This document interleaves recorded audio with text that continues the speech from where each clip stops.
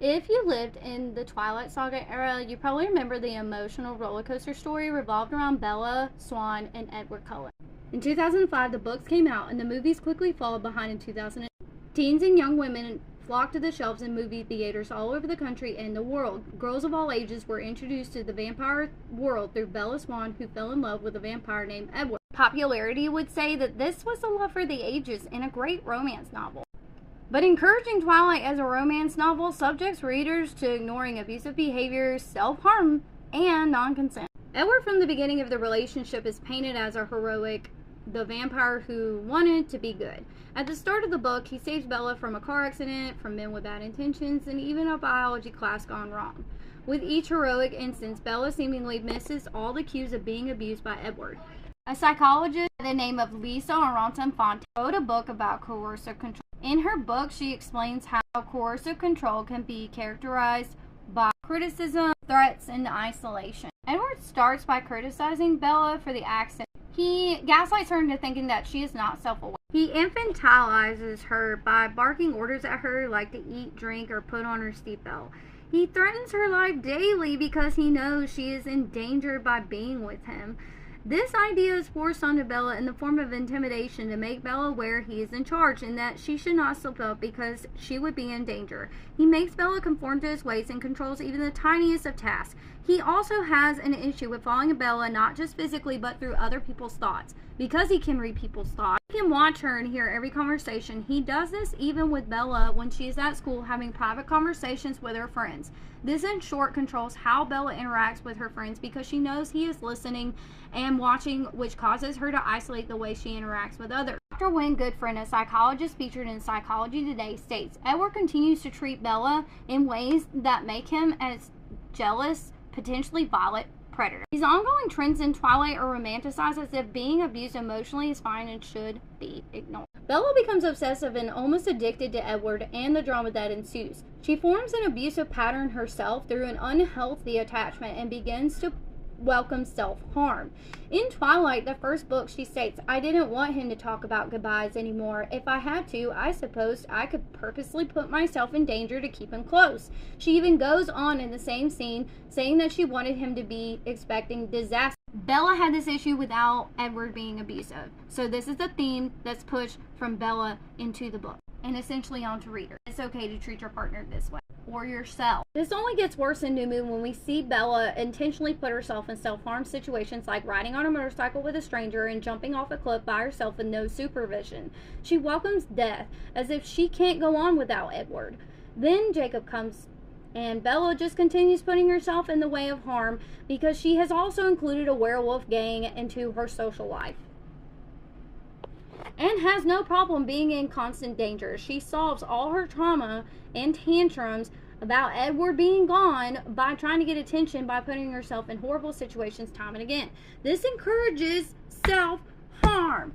And how is hurting yourself to be with someone part of love or romance? It's not. The whole book in general is just all the situations Bella is unwillingly or willingly going through. And if the first gaslighting from the car wreck was not enough, readers are given multiple scenarios where non-consent is accepted. In the first book, Edward shows up to Bella being almost assaulted by a group of males with unsettling intentions. Edward saves her from this, but readers overlook the fact that Bella is being stalked. Edward admits that all he was doing was following her around from the get-go. That is still stalking, and it is not consensual. She did not ask him to do that.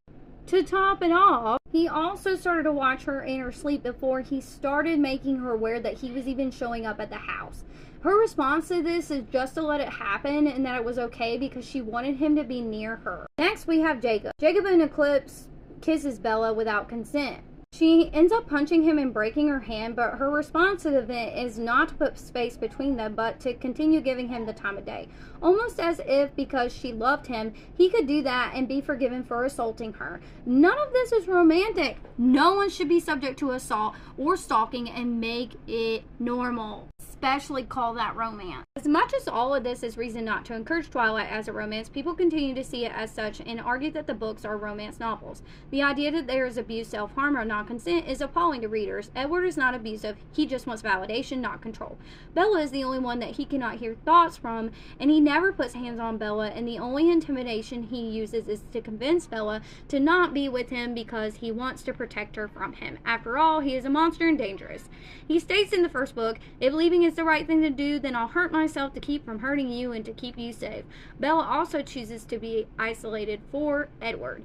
She is hyper-focused on where he is, and she is not interested in everyone else or having other friends. She just wants to be with him because she is irrevocably in love with him. When Bella is stalked by Edward, it is not perceived as stalking anymore because Edward is just being protective over Bella. Besides, if he was not there, Bella would have been hurt or worse. When Jacob kisses Bella, it can be seen as impulsive, not an assault. He only felt strong feelings because of his future imprinting, and that is why he acted out. He should be excused too because Bella encourages him being around each other against Edward's comfortability, so he assumed she loved him like she loved Edward. He wanted her to stay a human, so he tried to convince her through a kiss, which is romantic.